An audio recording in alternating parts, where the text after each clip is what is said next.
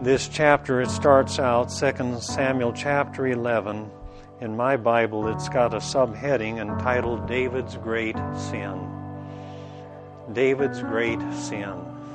And the first three words, then it happened.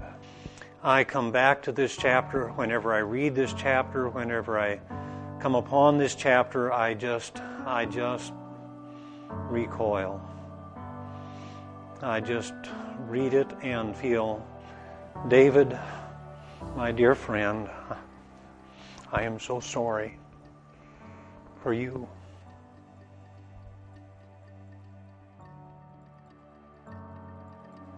And you just think, oh God, keep us. Keep us. Men, women, older men, older women, younger women, all of us. Well, I tell you, David, he conquered a Goliath. But that enemy there was nothing compared to the one that got him. These fleshly lusts they're a bigger giant than Goliath.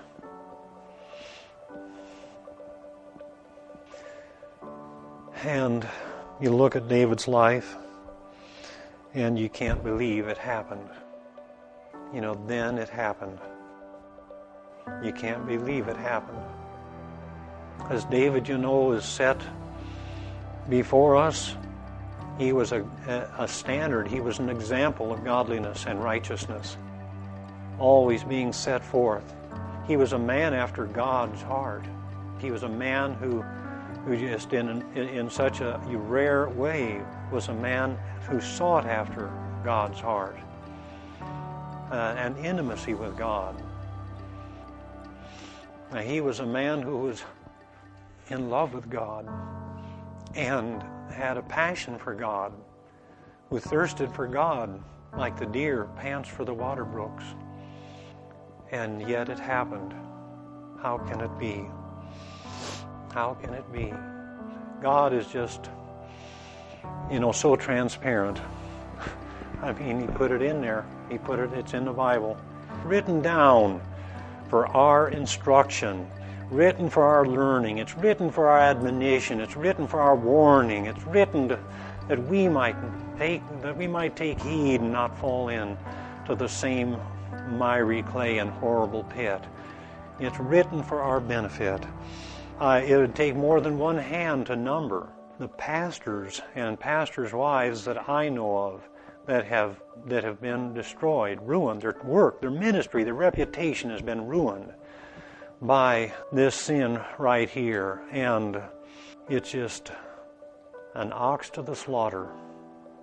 It's that type of thing that we're looking at here. Satan knows if he cannot get us with a sword, then he'll do it with a smile. That's the case, with Baal Peor. And Balaam counseled Balak, he told him how he could get at him. And you couldn't conquer him with a sword. God was with him like the horns of a wild ox.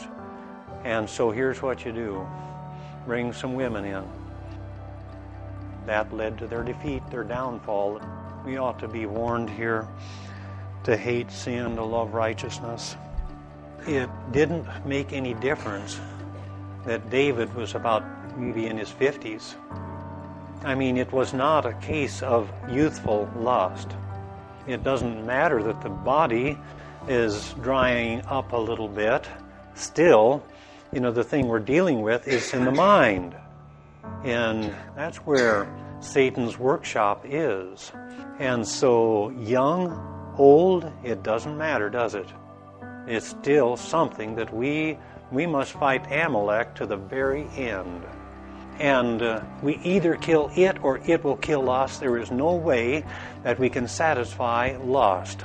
There's nothing to do it. It's out to get you. It's out to devour you. It will take you right down. There is nothing that will satisfy. It didn't matter whether he had 100 wives. It did not. Sin and lust cannot be satisfied. It refuses to be satisfied. There is only one thing that can be done with sin, and that's kill it. And it didn't matter that he had had all these other victories. victories over Goliath. It didn't matter that he was a great warrior. He was outstanding. He was a man of repute. It didn't matter that he had slain, Saul his thousands, David his 10,000s. It didn't matter that he'd had attained that success in that area. In other words, the point here is that we are obliged before God and for our own soul to watch to the very end. To the end. He endures to the end. And he walked around on the roof of the king's house, and from the roof he saw a woman. He saw. Man fell with a look. It says she saw that the fruit was good for food. Man fell with a look, and he is saved by a look, looking to Jesus. And so here he saw a woman. The power, do we realize? I think we do. The power of the lust of the eye. I mean, how great a forest was set aflame by such a little fire. Just a look. And the look led to an inquiry, and the inquiry to an invitation, and on it down it went, resulting finally in much death. Here's where it began, a look. I mean, here's a man whose conscience was so sensitive, that he was smitten in his heart when he just snipped Saul's robe. Here his conscience was already hardened and seared, and he tries to cover it up, and the Lord sent Nathan. God uses different means, doesn't he, to come after us to recover us. I mean, in the case of Peter, it was a rooster's crow and a tender look. In the case of Job, it was just a majestic revelation. And in the case of Jonah, it was some kind of a plant. But here God sent a prophet, a man with a word for him. And Nathan, you can imagine, it was a bit of a challenge, a bit of a daunting thing for him to go and reprove this king. Finally tells him, verse 7, you are the man I'm talking about. And David was smitten and repented. Verse 13, I have sinned against the Lord. And Nathan said to David, the Lord has also taken away your sin, and you'll not die. So David was spared, and you can understand the overflow in his psalms. In Psalm 32, how blessed is the man whose sin is forgiven, whose iniquity was covered.